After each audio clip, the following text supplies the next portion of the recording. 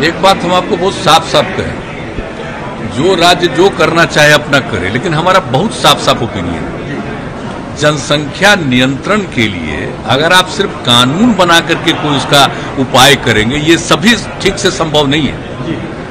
आप जरा चाइना का पता कर लीजिए, 1 से 2 किया, अब 2 के बाद भी क्या हो रहा है, तो आप देख लीजिए स्थिति, कहीं भी किसी देश का हालचाल देख लीजिए।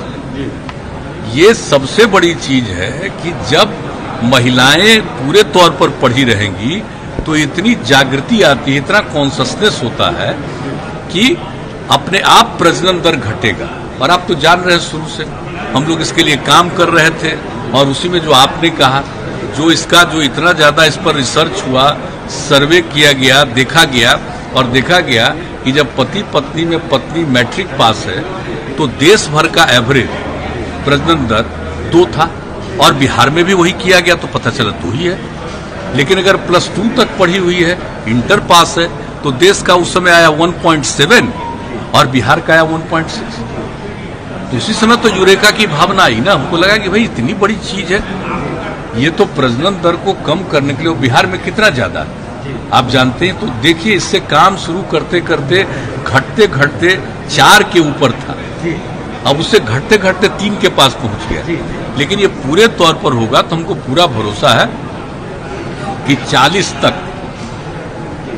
हमको जो लगता है, मेरा अपना व्यक्तिगत जो हम पूरा का पूरा करते हैं कि 2040 तक जरूर ये वृद्धि नहीं रहेगी और उसके बाद घटना शुरू होगी।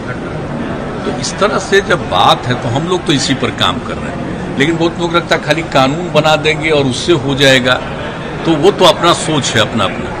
हम लोगों का सोच बहुत साफ है कि कैसे हम कर सकते हैं प्रजनन दर कम, और इसमें कोई कम्युनिटी का हो, सब पर ये असर पड़ेगा। जब महिलाएं बिल्कुल पढ़ी लिखी होंगी तो आप देख लीजिए, कोई कम्युनिटी का हो तो आप पता कर लीजिए, तो इसमें होगा। और इक्का दुक्का तो होता ही न है, कभी कभी तो आप देखें कि पढ़े लिखे लोग भी बहुत पैदा किए क्या बात, तो इस तरह से तो कई लोग होते हैं, तो वो तो एक अलग बात है। ये तो नहीं मान करके चलिएगा कि हम तो कोई कानून के बहुत पक्ष में नहीं है, तो कुछ तो कर सकता है, लेकिन मैक्सिमम आदमी ये नहीं कोई कह सकता, दावा कर सकता कि हर परिवार में जो हम बोल रहे हैं कि प्रजनन दर, ओवरऑल प्रजनन दर घटेगा, लेकिन ये दावा हम नहीं कर सकते कि हर एक परिवार में कम ही कर लेगा।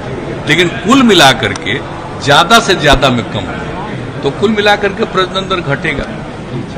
तो इसलिए हम लोगों का तो यही राय है। बाकी हमको तो अब अलग अलग राज्य का है, लोगों का अपना अपना सोच है, तो अपने ढंग से